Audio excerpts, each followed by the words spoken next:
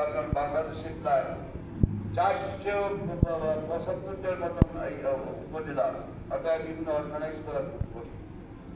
আমাদের আমি মনে করি যে আপনারা প্রথম বিগতীয় পর্যায়ে যান, তারপর জেলা পর্যায়ে করুন, তারপরে সেই জেলার যারা নেতৃত্ব নেবে তারা উপজেলা পর্যায়ে যদি সংগঠন করতে পারে তাহলে একসময় একটা বিশাল সংগঠন হবে। এবং তার আগে সর্বশেষ হলো আপনাদের রেজিস্ট্রেশন।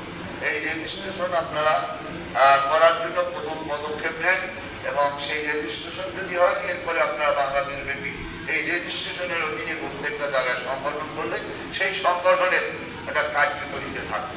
এখন যেটা করেন এর কোনো কার্যকরী, এটা প্রধানমন্ত্রী এখনো পর্যন্ত প্রধানমন্ত্রী বাংলাদেশের যত ট্রেড ইউনিয়ন আছে, যেরকম প্রধানমন্ত্রী বাংলাদেশ আওয়ামী লীগের সভাপতি, তার একটা শ্রমিক সংগঠন আছে, অর্থাৎ সেই সংগঠন বাংলাদেশে অনেক